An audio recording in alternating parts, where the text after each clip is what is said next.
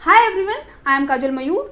So, I am here with the second lecture on mains value addition, covering the things from the 7th to 9th of September. एक दो चीज़ें पहले की भी हैं, but mainly these dates I have taken in this lecture. So, let's start.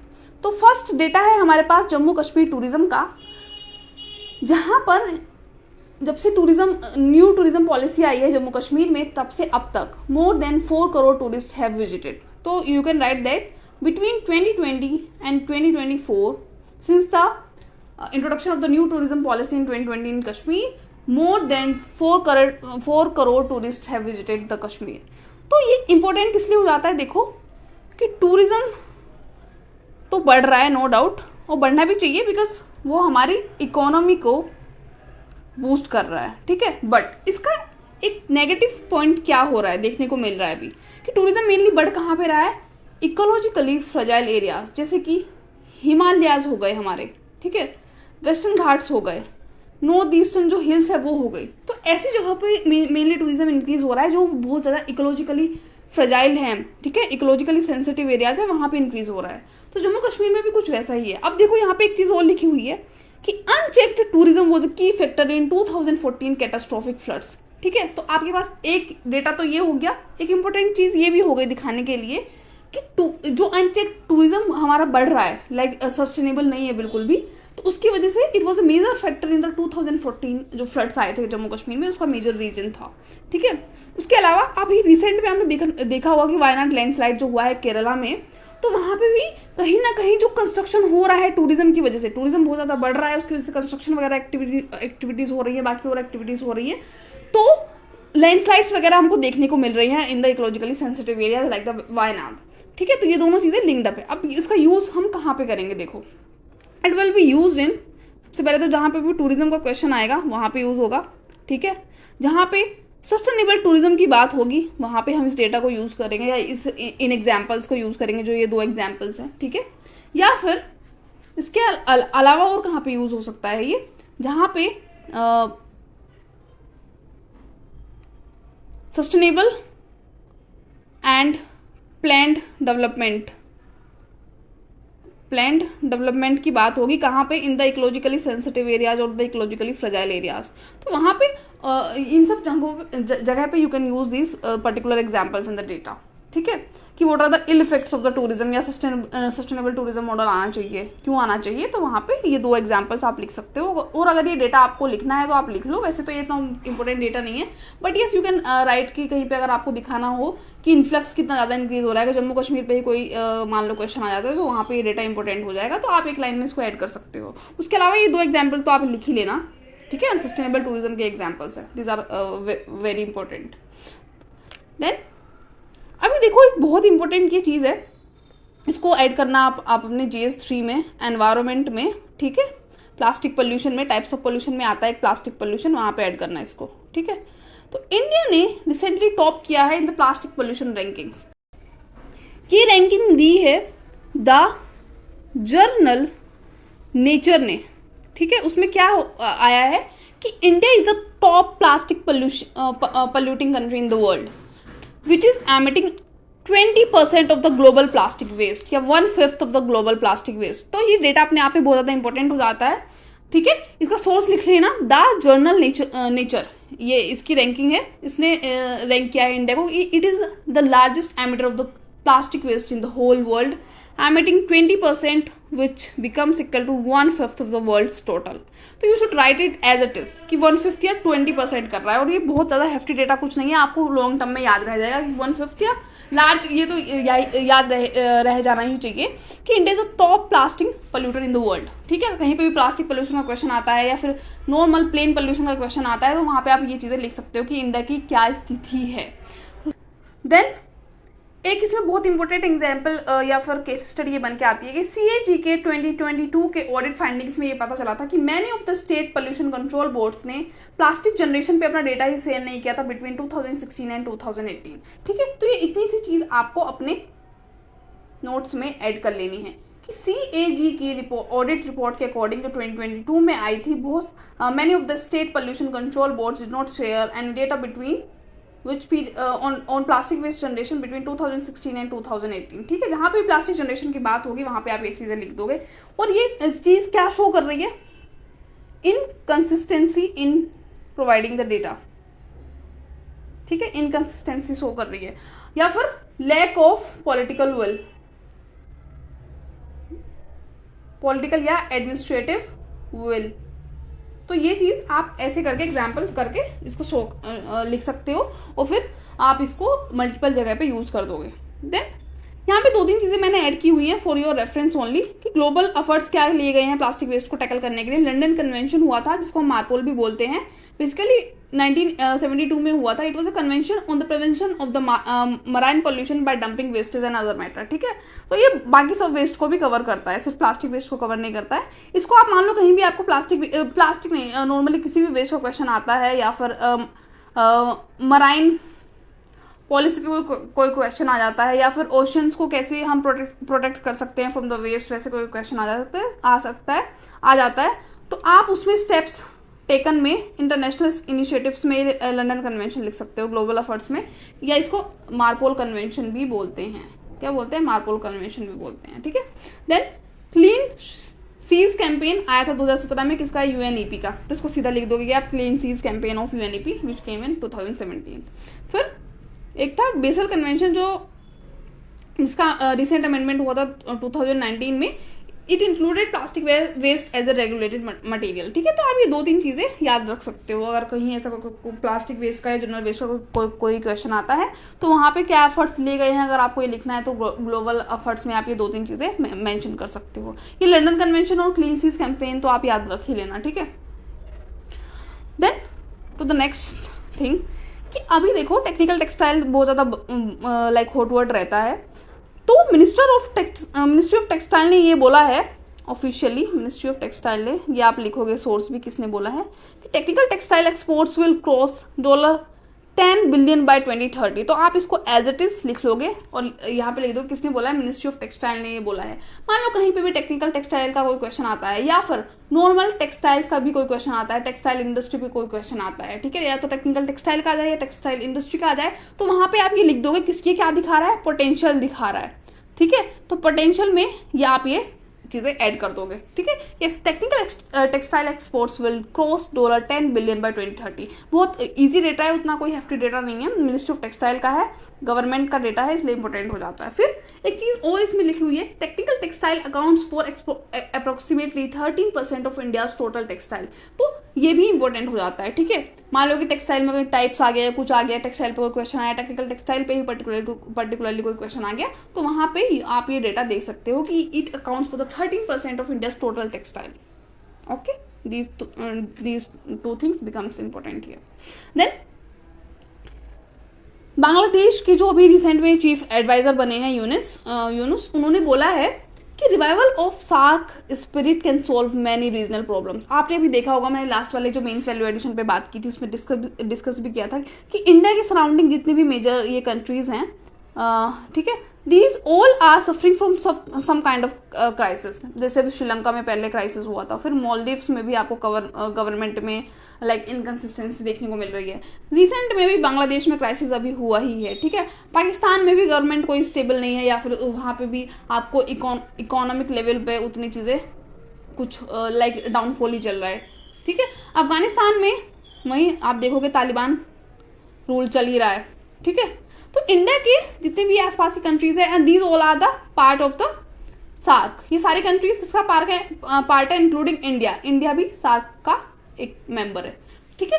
तो उसी पे बांग्लादेश के चीफ एडवाइजर ने बोला है कि revival of the SAARC spirit है can solve many regional problems of the, मतलब जितनी भी ये आसपास की चीज़ें हो रही हैं उसमें अगर सार्क समिट होती है या सार्क के लेवल पे एंगेजमेंट्स होते हैं, तो ये सारी कंट्रीज जब एक साथ आती हैं तो कुछ ना कुछ रीजनल लेवल पे, बेसिकली साउथ एशिया की यहाँ पे बात हो रही है, तो वहाँ पे कुछ ना कुछ सोल्यूशन निकल सकता है, ठीक है।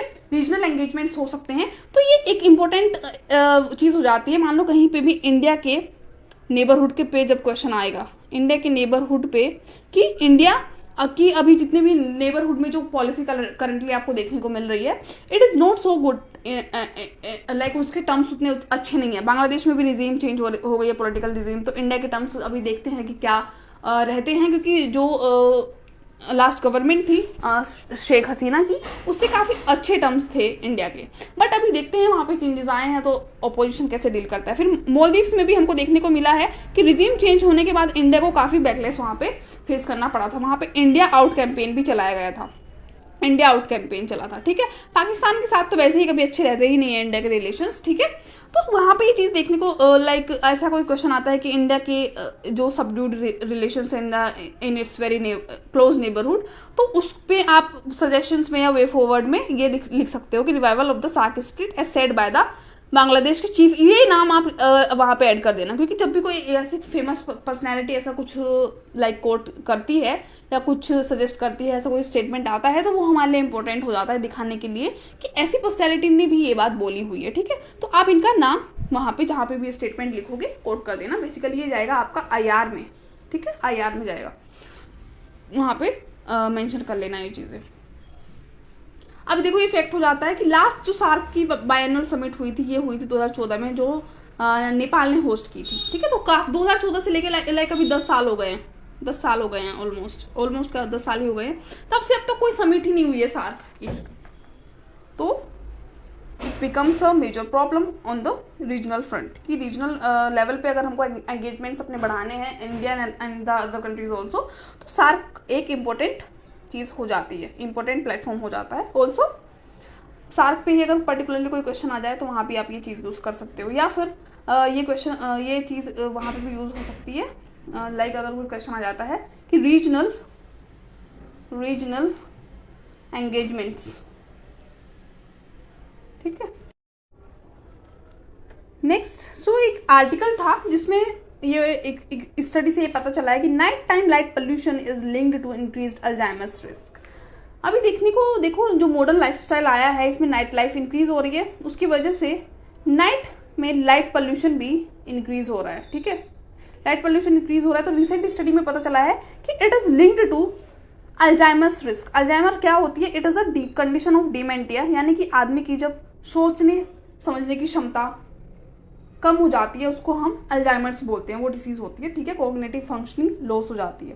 बेसिकली ये एजेड पीपल 60+ वाले लोगों में देखने को मिलती है, 60+ जो एज रहती है जिन लोगों की, उनमें देखने को मिलता है। तो इट इज इंक्रीजिंग। तो आप इसका यूज़ कहाँ कर सकते हो? इसको एज एन एग्जाम्पल यूज़ कर सकते हो कि how modern life style is impacting our health, वहाँ पे उस तरीके से एग्जाम्पल यूज़ हो जाएगा। या फिर लाइट पोल्यूशन अपने आप में एक टॉपिक हो जाता है GS3 का, तो वहाँ पे यू कैन यूज़ इट कि how light pollution is having an impact on our health. तो वेरियस वेज में you can use this particular thing. तो आप ये चीज़ अपने नोट्स में ऐड कर लेना, ये एग्जाम्पल एज एन एग्जाम्पल इसको ऐड कर लेना। देन मूविंग, तो देखो अभी अफगानिस्तान में तालिबान ने एक मोरालिटी लॉ लेके आया है, उसमें वीमेन के अगेंस्ट लाइक इतनी ज़्यादा उनकी पोजीशन को डिग्रेड कर दिया है, like it can not be described in words their plight. Law ने ये मैंडेट किया है कि फुल बॉडी कवर्ड होनी चाहिए, बिल्कुल लाइक फेस भी बिल्कुल कवर्ड होना चाहिए, ठीक है, जिससे कि टेम्पटेशन से बचा जा सके। यानी कि कोई भी पुरुष मेल किसी फीमेल को देख के टेम्पटिंग फील ना करने लगे, ठीक है। A women's voice is considered intimate and is banned from public singing और रिसाइटिंग। यानी कि कोई भी औरत, ठीक है, पब्लिक प्लेसेस में कुछ लाइक पढ़ नहीं सकती या फिर कुछ गा नहीं सकती, क्योंकि उसकी वॉइस को इंटीमेट कंसिडर किया गया है, तो इसलिए उसको बैन कर दिया गया है। Then man and women unrelated by blood और marriage are prohibited from interacting. यानी कि जो भी मान लो कि मेल्स एंड फीमेल्स हैं which are not related, like एक मतलब कोई उनका ऐसे कोई खास रिश्ता नहीं है, लाइक भाई बहन नहीं है, या फिर कोई जो भी हमारे क्लोज वाले रिलेशंस होते हैं उनमें नहीं है, और या फिर शादी नहीं हुई है उनकी, तो वो इंटरेक्ट आपस में नहीं कर सकते हैं, ठीक है। Also LGBTQ people and religious minorities face further persecution. The law has been described as gender apartheid, similar to the Taliban's previous regime. Gender apartheid, अब देखो ये टर्म इंपॉर्टेंट हो जाता है आपके लिए, इस टर्म को मेंशन कर लेना, अलग से इसको हाईलाइट कर लेना, जेंडर अपार्थीड, ठीक है। अब जहाँ पे भी जेंडर रिलेटेड कोई क्वेश्चन आता है, विमेन रिलेटेड क्वेश्चन आता है, या फिर थर्ड जेंडर का जहाँ पे भी कोई क्वेश्चन आएगा, तो वहाँ पे आप ये टर्म स्पेसिफिकली इसकी हेडिंग बना सकते हो, सब हेडिंग जेंडर अपार्थीड। ये क्या होता है कि जहाँ पे लाइक डिस्क्रिमिनेशन करते हैं on the basis of the gender, ठीक है, जैसे रेस के कलर के बेसिस पे डिस्क्रिमिनेशन करते थे तो उसको अपार्थीड बोलते थे, तो वैसे ही जब जेंडर के बेसिस पे डिस्क्रिमिनेशन होता है तो उसको जेंडर अपार्थीड बोलते हैं। But it is a very unique term, तो इस टर्म को आप अपने नोट्स में अलग से मेंशन कर लेना, हाईलाइट कर लेना, ठीक है। और ये अफगान, इसको आप केस स्टडी की तरह यूज़ कर सकते हो। अफगान के जो मोरालिटी लॉ आया है ये, इसको आप केस स्टडी की तरह यूज़ कर सकते हो कि how the lives of the women is being impacted due to the Taliban rule, ठीक है। और उसमें कोई भी जैसे बाकी जो इंटरनेशनल बॉडीज़ हैं लाइक यूएन हो गया या कोई कुछ हो गया, तो उसमें कोई कुछ कर ही नहीं पा रहा है। लगातार हमको देखने को मिल रहा है तालिबान के रूल में कि वहाँ की जो वुमेन है उनके राइट्स को बिल्कुल बैन कर दिया जा रहा है, उनसे राइट्स, उनके बेसिक राइट्स जो बेसिक ह्यूमन राइट्स है वो भी ले लिए जा रहे हैं, ना वो पढ़ सकती हैं, ना उनको पढ़ने का राइट मिला है, ना वो बाहर जा सकती है, कुछ नहीं कर सकती, ठीक है। और अब ये जो मोरालिटी लॉ आया है इसने तो सारी चीज़ें बिल्कुल लाइक दी एंड करती हैं वहाँ की वुमेन के लिए, कोई राइट्स छोड़े ही नहीं है। तो you can use it as a case study, ठीक है। और ये वाला टर्म अच्छे से मेंशन कर लेना। देन अभी देखो एक डेटा था स्वच्छता भारत मिशन का, तो वहाँ पे पता चला है कि जब से स्वच्छता भारत मिशन इंडिया में आया है तो it has reduced infant and under 5 mortality rates across the country, यानी कि 60,000 से 70,000 तक इन्फेंट लाइफ सेव हुई है ड्यू टू द स्वच्छता भारत मिशन, ठीक है। तो स्वच्छता भारत मिशन का पर्टिकुलरली इसका यूज़ यहीं पे हो जाएगा कि ये एक लाइक सक्सेसफुल रहा है। जब इसकी आप सक्सेस की बात करोगे स्वच्छता भारत मिशन की, जब आप पॉजिटिव पॉइंट्स की बात करोगे तो वहाँ पे ये दिखाओगे कि it has reduced infant and under 5 mortality rates across the country, averting 60,000 to 70,000 infants lives annually, ठीक है। तो ये इतना सा ही इसमें आपको सेंटेंस लिख लेना है। उसके अलावा आप ये भी और कहाँ पर यूज़ होगा कि how government policies have positive impact on health, ठीक है, वहाँ पे यूज़ हो जाएगा। स्वच्छता भारत मिशन का कोई पर्टिकुलर चीज़ लाइक क्वेश्चन आता है तो वहाँ पे यूज़ कर लोगे, या फिर जनरल वे में भी यूज़ किया जा सकता है, ठीक है। जहाँ पे SDGs की बात होती है वहाँ पे यूज़ कर सकते हो। देन SDG कौन सा? 3, SDG 3। अब देखो एक ये छोटा सा डेटा मुझे मिला था, फिनेंशियल इंक्लूजन का है बेसिकली ये। तो देखो India has achieved over 80% financial inclusion in just 6 years, ठीक है, इम्पैक्टिंग ओवर 1 billion पीपल। तो आप इसको फिनेंशियल इंक्लूजन हेडिंग करके लिख लेना कि इंडिया ने लास्ट 6 years में 80% फिनेंशियल इंक्लूजन अचीव किया है, all thanks to digital public infrastructure, ठीक है। ये पॉइंट भी नोट करना कि this has been made possible by the use of the digital public infrastructure, ठीक है। जैसे जनधन योजना आई थी, फिर यूपीआई से एक रेवोल्यूशन आया इंडिया के डिजिटल लाइफ में, तो वो चीज़ आप मेंशन कर लेना, फिनेंशियल इंक्लूजन में चला जाएगा आपका। या फिर डिजिटल पब्लिक इंफ्रास्ट्रक्चर का कोई क्वेश्चन आएगा, डिजिटल लाइफ का कोई क्वेश्चन आएगा, तो वहाँ पे भी आप इसको एज एन एग्जाम्पल यूज़ कर सकते हो।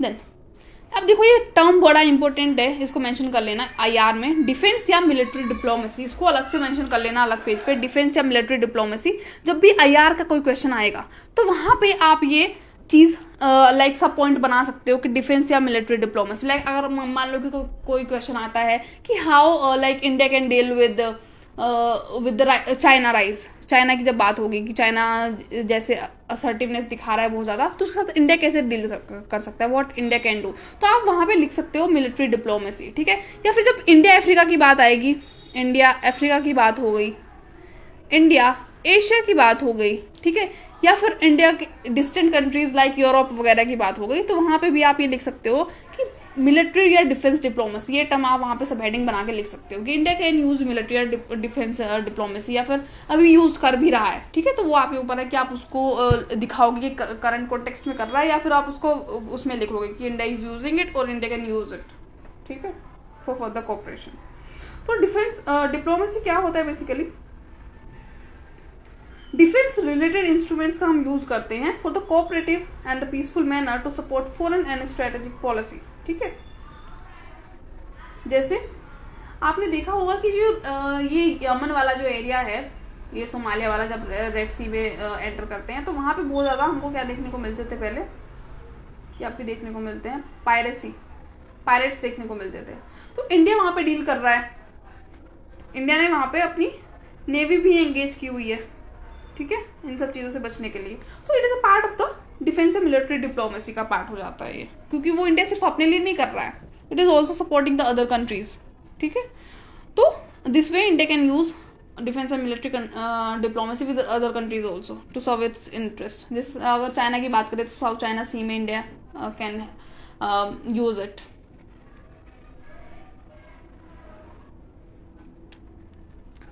देन नेक्स्ट एक बहुत इंपॉर्टेंट ये एग्जाम्पल या कुछ भी कह लो आप, केस स्टडी बन सकती है कि देखो क्लाइमेट चेंज का इम्पैक्ट की बात जब करते हैं हम, क्लाइमेट चेंज की बात होती है तो आर्कटिक सी की आइस आपको पता है कि डिक्रीज हो रही है। उसका अभी लेटेस्ट रिसर्च में ये पता चला है, लेटेस्ट स्टडी में पता चला है कि lesser ice in the Arctic is leading to lower rains in the western and the peninsular India but more rains in the central and the northern India। तो ये चीज़ आप as it is note down कर लेना। अब ये use कहाँ होगी, impacts of the climate change और इंडियन मानसून। ठीक है, या फिर जब इंडियन मानसून पे कोई पर्टिकुलरली क्वेश्चन आएगा कि why it is being erratic, जैसे आपको देखने को मिल रहा हो कुछ सालों से कि इंडिया का जो मानसून है वो बहुत ज़्यादा इरेटिक हो गया है। ठीक है, बहुत ज़्यादा अनप्रिडिक्टेबल हो गया है। तो वहाँ पे आप ये चीज़ लिख सकते हो कि कैसे distant things are like controlling the Indian monsoon or impacting the Indian monsoon, climate change, या फिर बाकी चीज़ों में you can right. Global warming में भी चला जाएगा ये क्वेश्चन, ये एग्जाम्पल, तो इसको नोट कर लेना, काफ़ी अच्छा केस स्टडी एग्जाम्पल बन जाता है। तो दैट्स इट फॉर टुडे।